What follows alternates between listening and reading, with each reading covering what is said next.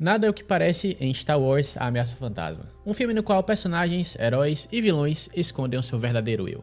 Nesse vídeo, vamos explorar os elementos míticos e arcos do primeiro episódio da icônica saga Skywalker, então já vou adiantando, não deixa de deixar o like, se inscrever no canal e ativar as notificações caso queira ver mais vídeos como esse. Uma conquista surpreendente em criação cinematográfica imaginativa, é como descreveu esse filme o crítico Roger Ebert. Star Wars Episódio 1, uma história feita para nos contar onde tudo começou. Ou, olhando para trás agora, o ponto onde tudo começou a desmoronar para os Cavaleiros Jedi e a República Galáctica.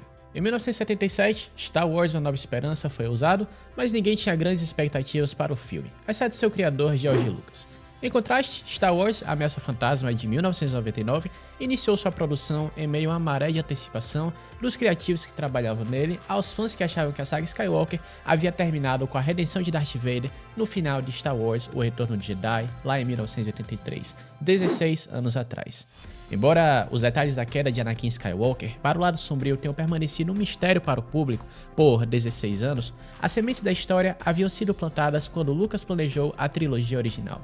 Para entender como uma figura tão vil quanto Vader poderia escolher o final de heroísmo altruísta, Lucas se concentrou no que teria feito um garoto tão promissor ir para o lado sombrio. A resposta não era simples, mas é uma que ainda tem impacto na saga até hoje. Toda saga tem um começo, esse era o slogan do filme, que lançou em 19 de maio de 1999, com 2 horas e 16 minutos de duração e com orçamento de 115 milhões de dólares. O resultado, uma bilheteria mundial de 1.027.044.677 dólares, além de 3 indicações ao Oscar por som, edição de efeitos sonoros e efeitos visuais. E a saga também inicia aí o processo de maquinações políticas. Os momentos iniciais de Ameaça Fantasma não começam com a história de Anakin. Em vez disso, começam nas estrelas, acima de um planeta idílico chamado Naboo. 2 cavaleiros Jedi, Qui-Gon Jinn e seu aprendiz Obi-Wan Kenobi chegam esperando resolver rapidamente o bloqueio da Federação do Comércio ao planeta. Obi-Wan expressa uma sensação de ansiedade, mas não é a missão que o incomoda, mas sim uma impressão do futuro, aquela sensação da ansiedade. Talvez os mais tênues sussurros da força prenunciando a lenta queda da Ordem Jedi que está prestes a começar, e o papel que ele terá nesse desmoronamento. A Federação do Comércio está agindo sob as ordens de uma figura sombria, a verdadeira Ameaça Fantasma, que tem manipulado a arena política galáctica até um ponto perigoso onde os Jedi enfrentam um enigma. Infelizmente, no entanto, séculos de paz deixaram-nos incapazes de reconhecer isso. A pergunta é, como um punhado de Sith conseguiria derrubar uma poderosa república e toda a sua legião de guardiões Jedi? A resposta de George Lucas era de dentro para fora. Ao longo do filme, a Ameaça Fantasma revela lentamente o longo plano arquitetado pelo senador de Naboo Palpatine, que publicamente protesta contra conglomerados corporativos como a Federação do Comércio, ao mesmo tempo que ajuda alguma dessas facções gananciosas e egoístas, como o Mestre Sith, o Darth Sidious. A paz cósmica tem beneficiado muitos, e nesse período a corrupção conseguiu se esconder nas fundações da República. O chanceler Finis Valorum não ficou imune às provocações de interesses especiais, tornando-o suscetível a críticas à medida que o bloqueio de Naboo continua. A esperança de Valorum por uma rápida resolução pelos Jedi demonstra o quanto a galáxia passou a confiar na Ordem para consertar seus erros. As maquinações Sith atingem o coração da complacência do Jedi e da confiança em já terem erradicado essa ameaça milênios atrás. Sob as ordens de Darth Sidious, a Federação do Comércio faz uma jogada ousada para assassinar Qui-Gon Jinn e Obi-Wan, primeiro em sua nave e depois no planeta Naboo. Mas os Jedi escapam com a líder real do planeta, Padmé Amidala, suas aias e gente de confiança a bordo. O hiperpropulsor danificado impede o retorno à capital galáctica de Coruscant e eles são forçados a pousar em Tatooine, um planeta da orla exterior fora do controle da República. E eles não estão sozinhos. O aprendiz de Sidious, Darth Maul, está em seu encalço. Mas claro, vamos falar aqui também do equilíbrio delicado, afinal, Obi-Wan Kenobi ele é o personagem que conecta a Ameaça Fantasma à trilogia original. Mas este aqui não é o velho Ben Kenobi de A Nova Esperança, aquele eremita, mestre de uma seita quase extinta de usuários da força.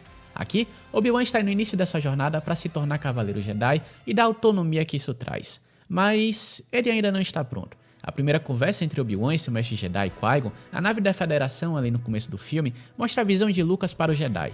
O aprendiz tem um mau pressentimento sobre isso, mas Qui-Gon ignora e o alerta a manter sua concentração no aqui e agora. Quando Obi-Wan fala sobre perceber o futuro, e não o conceito mais amplo da força, que ultrapassa as fronteiras do tempo e espaço, Qui-Gon responde que essa não é a abordagem certa para o Jedi. Para ele, o foco são os seres vivos, o povo ao redor, seus objetivos e aspirações, para o bem ou para o mal. A partir desse ponto, a Ordem Jedi ela luta para seguir a orientação da força em qualquer dimensão, cósmica ou viva. Tornaram-se sobrecarregados pelo peso de tradições de séculos, presos às regras de um governo que foi comprometido. A representação de Qui-Gon feita por Lucas em sua única aparição em toda a saga, inclusive, é interessante. Embora o diálogo muitas vezes sugira que Qui-Gon esteja errado, por exemplo, Obi-Wan diz que apesar de sua maestria, Qui-Gon tem sido bloqueado de entrar para o Conselho Jedi, seus discursos claros e ações calmas revelam quanto Qui-Gon segue verdadeiramente o caminho Jedi. Ele não ultrapassa seus limites, ele protegerá a Rainha Amidala contra a vontade dela, mas não lutará uma guerra por ela. Imagina se a Ordem Jedi tivesse aprendido essa lição ao liderar o exército dos clones. Enquanto estão presos em Tatooine, Qui-Gon logo se intriga por Anakin Skywalker, um jovem escravo que ele encontra em uma loja de sucatas local. Sua fé na força o leva a uma conclusão surpreendente, confirmada por uma dose saudável de midi-chlorians em seu sangue, de que Anakin é o escolhido, um indivíduo destinado a trazer o equilíbrio para a força. Ele deve levar Anakin com ele para encontrar o Conselho Jedi e treiná-lo como um Jedi. No entanto, apesar da sua compaixão, a confiança de Qui-Gon no caminho Jedi significa que, infelizmente, ele não tem os meios para compreender totalmente a situação de Anakin. O isolamento dos Jedi, que são tirados de suas famílias ainda pequenos, segue o Mestre Jedi para o dano irreparável que separar Anakin de sua mãe, Shmi, pode causar. Também é interessante que Qui-Gon acredita que a força precisará de equilíbrio. Nesse ponto da história aqui, os Sith ainda não se revelaram, embora o façam muito em breve, com a ameaça à paz galáctica em um nível político. Quando Qui-Gon diz a Shmi que não veio a Tatooine para libertar escravos, talvez isso seja uma nota sutil de que essa liberdade não se estende a todos na galáxia, mas apenas até onde a República está disposta a espalhar seus ideais de governança. Ainda assim, Qui-Gon está disposto a manipular uma rolagem de dados para salvar o menino. E não vamos deixar claro de falar sobre a dinâmica da dualidade.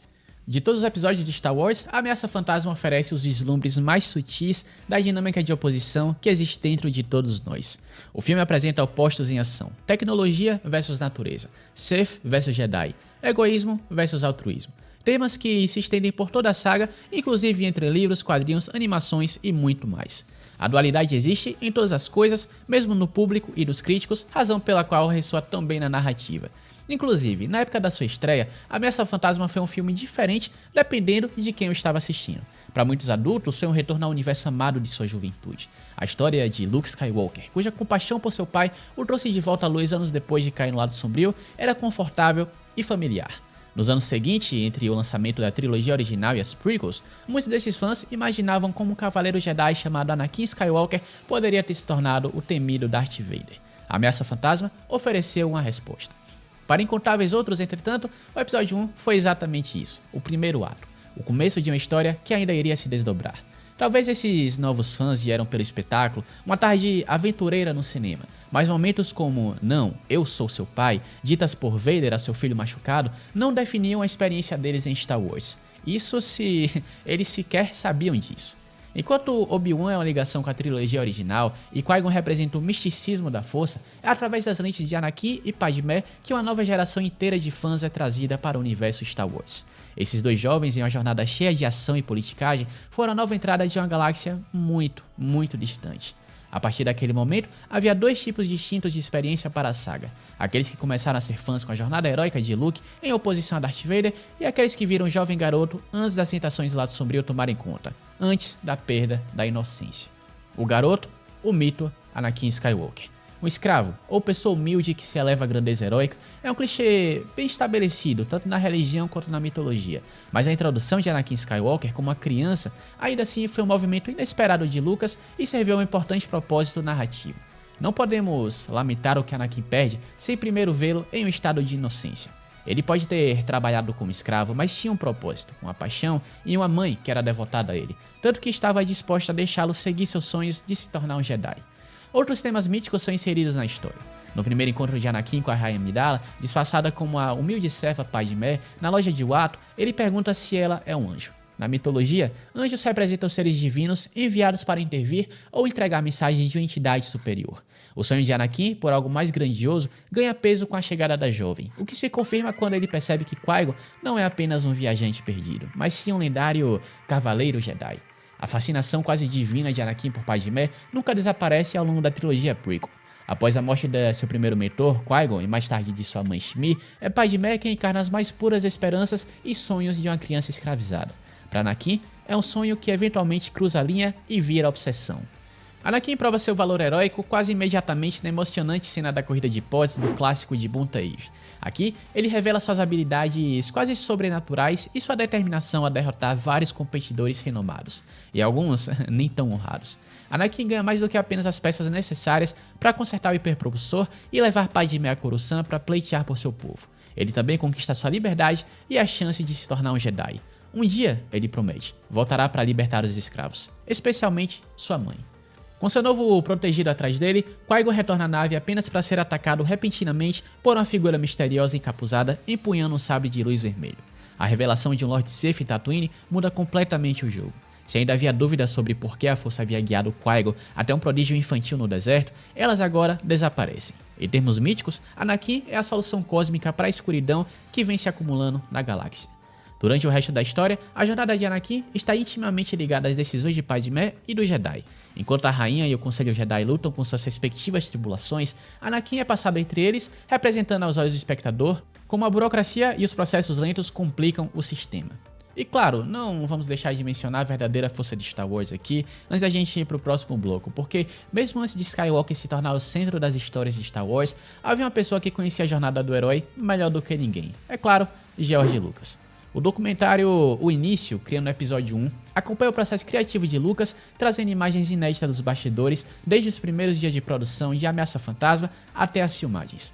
Observando Lucas no trabalho, tomando decisões sobre tudo, desde design de conceitos até quais tomadas seriam práticas ou geradas por computador, temos a ideia de sua sensibilidade natural para contar histórias e como ele ajudou a moldar uma nova era na arte cinematográfica.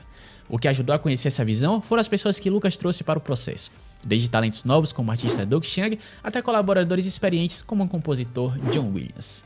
Desde o início, Lucas imaginava grandes cenas para a Ameaça Fantasma, a corrida de Boonta Eve sendo o coração da segunda metade do filme, a batalha de Naboo e o duelo entre o bem e o mal, e a recaptura do Palácio de Tid. Esse era o espetáculo cinematográfico que George Lucas idealizou lá em 1977, mas a tecnologia para criar um exército de droids lutando contra legiões de alienígenas com orelhas grandes que usavam de armas de energia apenas não existia.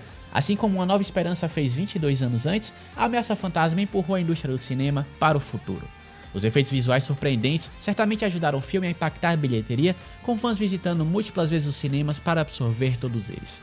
Estreando nos Estados Unidos 6 semanas antes do que em qualquer lugar do mundo, a Ameaça Fantasma não só quebrou recordes de bilheteria, como os aniquilou. No primeiro dia, arrecadou 28,5 milhões de dólares e em 5 dias passou dos 100.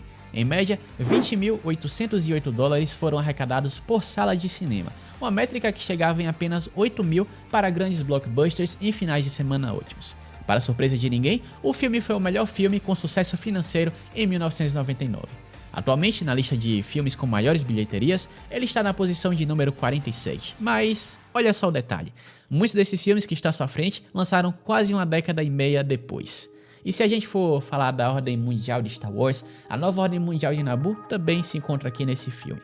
O planeta Naboo, afinal, também é um microcosmo de temas mitológicos. Além dos humanoides Naboo, que ocupam as paisagens exuberantes do planeta, vive ali também os nativos Gungas, uma espécie aquática. Essas duas espécies têm forjado seus próprios caminhos ao longo da história, mas eventualmente são forçados a unir forças para garantir o futuro de ambos, assim como Jedi e Sith estão destinados a lidar uns com os outros. Da mesma forma, o arquétipo mítico do trapaceiro é representado de maneira eficaz pelo personagem Jar Jar Binks. Embora criado principalmente para atrair o público mais jovem do filme, ele também, geralmente por acidente, funciona como um catalisador para o desenrolar da história. Assim como o senador Palpatine, Jar Jar não é o que parece ser na superfície, embora em uma visão mais ampla isso possa ser dito sobre o restante da sua espécie também. Os Gungans são adversários surpresas para despreparar da Federação do Comércio, sendo esse um paralelo com a saga Jedi e Sith que se desdobra. Quando a Amidala decide que o Senado está irremediavelmente atolado em impasse político, ela retorna ao seu planeta natal com Jar Jar e desaparece em um pântano literal em busca de novos aliados, levando-os à Batalha de Naboo. Os Gungans aparecem nas planícies gramadas com o exército para enfrentar diretamente o aparente interminável suprimento de droids de batalha da Federação do Comércio. Eles estão desesperadamente em menor número e mal equipados, mas os Gungas não são tão primitivos quanto a Federação esperava. Embora suas armas sejam claramente mais rudimentares, a artilharia Gunga e sua cavalaria montada em bestas como os Fambas e os Falampacetes são fundamentais para o transporte. A Batalha de Naboo remete aos temas revisitados no futuro de Anakin. A vinda da guerra, a tirania tecnológica contra a força da natureza, alianças inesperadas levando à vitória. A história de Anakin talvez nem tivesse acontecido se não fosse pela estratégia ousada da jovem rainha de Naboo. Embora Star Wars: A Ameaça Fantasma tenha sido promovido como início da lenda de Darth Vader, é sem dúvida Padmé Amidala quem melhor representa a jornada do herói. É Padmé quem é a protagonista real da história. Ela enfrenta o dilema, lida com o conflito, alcança sua resolução e trilha seu caminho até o fim deste capítulo. O Duelo dos Destinos, a épica batalha entre Qui-Gon, Obi-Wan e Darth Maul, é monumental, estabelecendo um novo padrão para duelos com sabre de luz. Mas a mensagem oculta de Ameaça Fantasma é que enquanto poderes superiores renovam antigos conflitos milenares no ciclo interminável, todos nós seguimos em frente com as lutas diárias de uma vida ordinária. De uma maneira, somos todos como Nute Gunray, o líder das forças da Federação do Comércio. O empolgante choque dos sabres de luz vermelho, azul e verde nos atrai, assim como a visão da fachada da rainha engana Gunray. Mas no fim das contas, é uma distração para a verdadeira história do triunfo de Padmé na guerra que impulsiona o arco narrativo da trilogia prequel. Uma garota vence a guerra para o seu mundo e o povo que ela serviu são capazes de viver. Talvez não tão felizes para sempre, mas pelo menos por enquanto em paz e segurança. E se você quiser ver mais vídeos como esse aqui na Rádio Imperial, é só você lembrar de se inscrever no canal, deixar o like e também compartilhar esse vídeo aí com quem você se interessa para falarmos sobre a grandiosidade de Star Wars: A Ameaça Fantasma. Como diríamos aqui no Império, uma vida longa, Imperador, e até a próxima. Long live